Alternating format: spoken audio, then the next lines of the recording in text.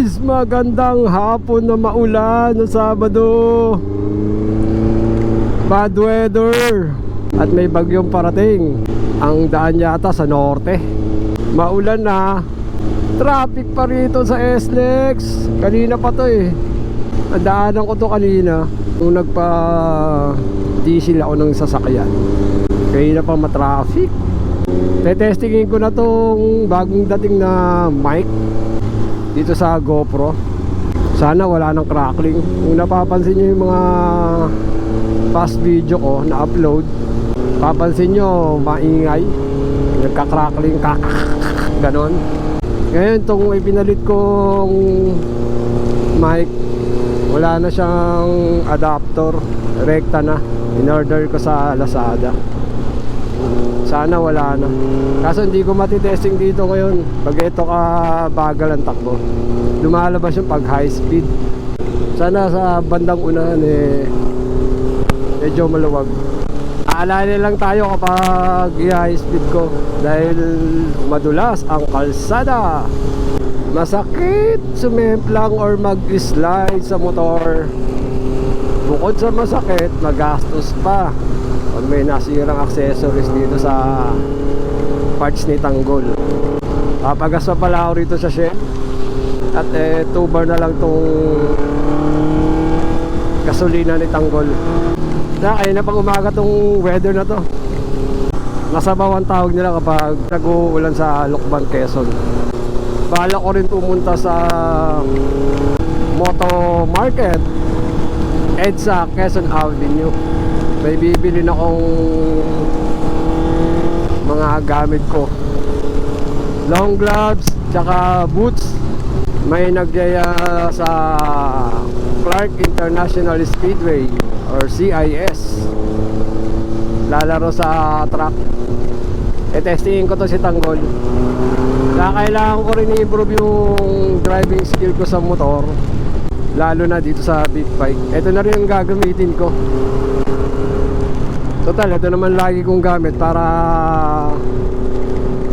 makabisado ko yung handling kay Tanggol kapag pagdating sa mga kurbadahan. Kasi pag long ride, at aray ko, may hams na naman. Pag long ride, tapos dadaan kami sa mga twisties na kalsada. Although maganda naman yung surface ng kalsada, iwan ako ng mga kasamahan ko pag sigsag. Talaga nag-i-engine brake ako. Tapos alalay lang ng preno sa harap at sa likod. Nag-iisipan ko kung ano, magpapalit pa ako ng gulong ni Tanggol bago mag September 3 Sunday yon. Kasi stock pa tong gulong na to sa akin nararamdaman ko dumudula siya nung pumunta kami ng Baler, tsaka nung nag-endurance sa Parting South sa Daet sa Bicol. Nagtatanong-tanong tayo kung pwede na ba to. Huwag na munang palitan kasi makapal pa sayang din ang pera. Pagkakaalam ko almost 23-25,000 isang set. Ang type kong gulong yung Pirelli ang brand. 180 stock tas 55. Ang bala ko ipalit 190 para lumapad, tas para lumipis 50 kasi galing siya sa 55 Titingnan natin kung meron nun. Mapasok yung tubig mapasok yung tubig sa balikat ko. Malamang to hanggang alabang na to.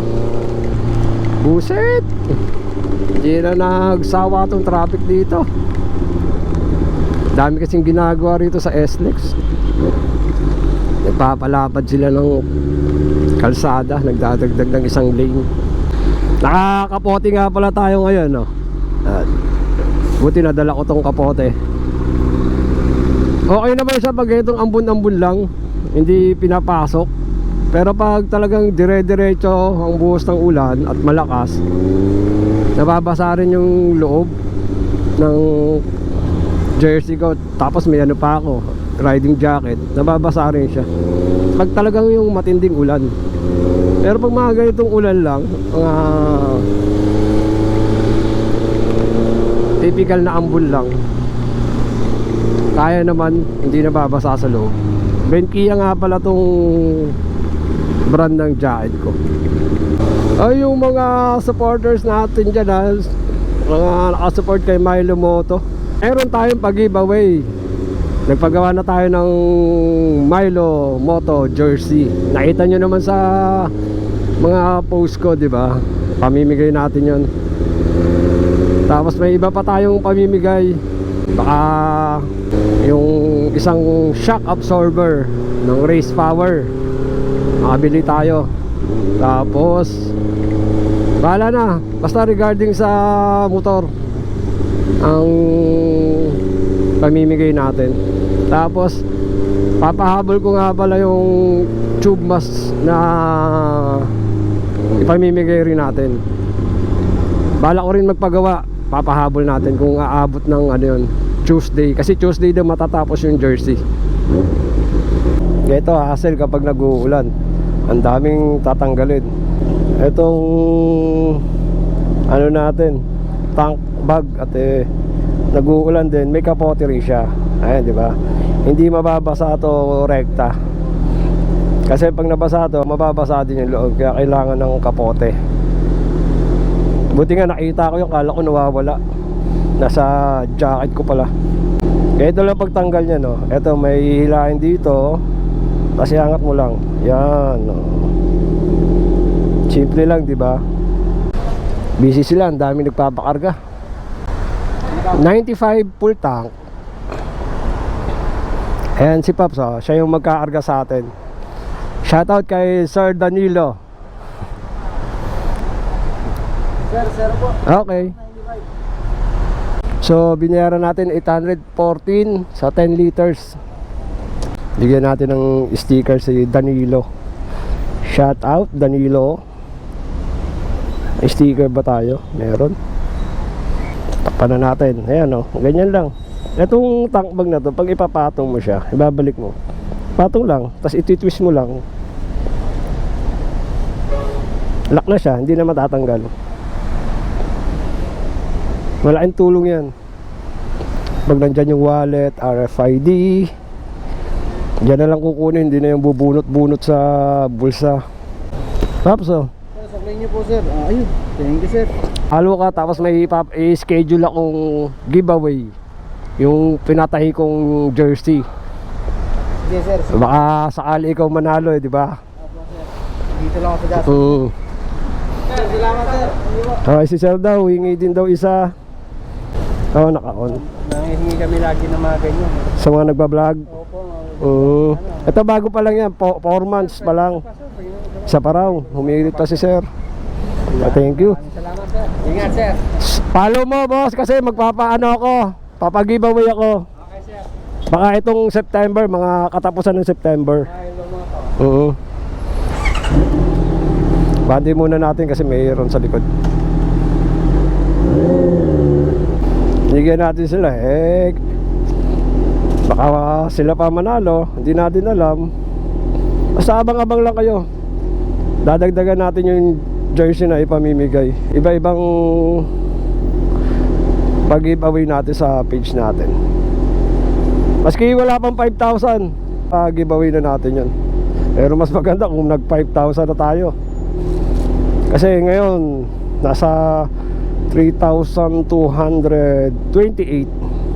Off ko muna tong cam. Malayo pa tayo.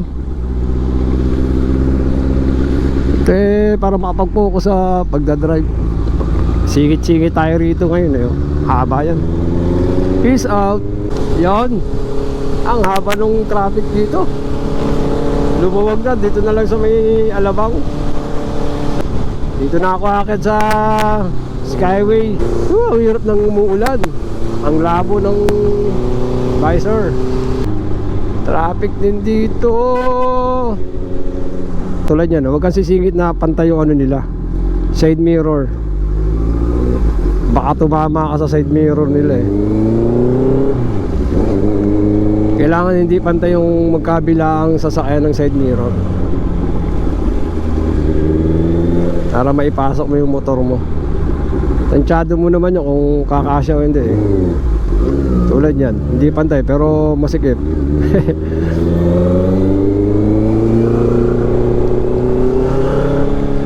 Sa Skyway tsaka S-Lex or N-Lex, madali sumingit pag ganito. Pero pag sa EDSA, wala kang masisingitan na ganito. Ganitong tukod na traffic. Masikip ang EDSA.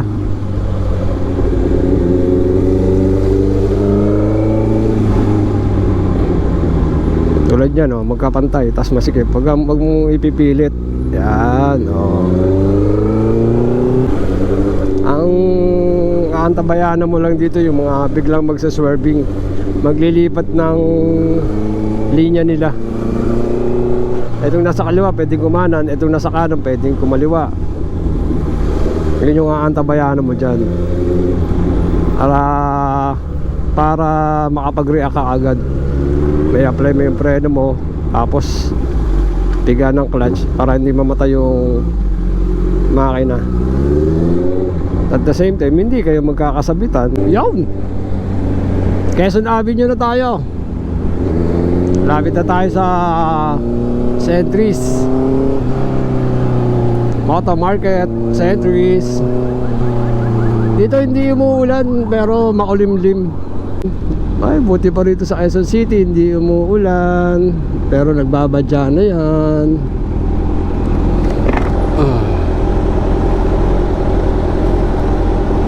Ako'y wiwing-wiwi na kanina pa. Pero malapit naman na tayo eh.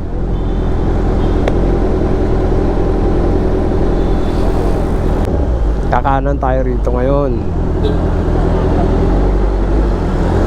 Boss, sumignal ka naman.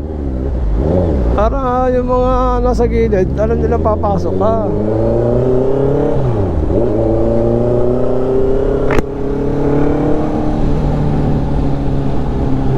Tom Jones na rin.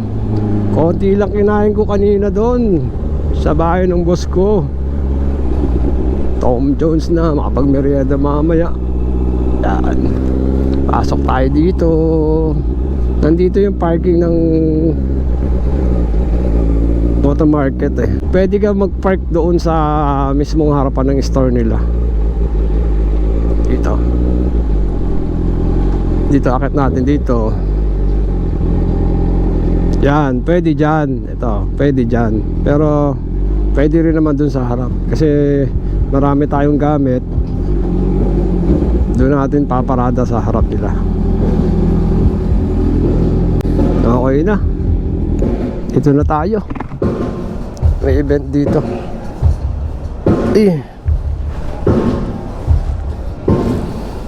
Init, tanggalin ko muna itong jacket. Yung ano, kapote. Ito, Moto Market. Kabili na rin ako minsan dito. Ito, dito galing yan. Cellphone holder.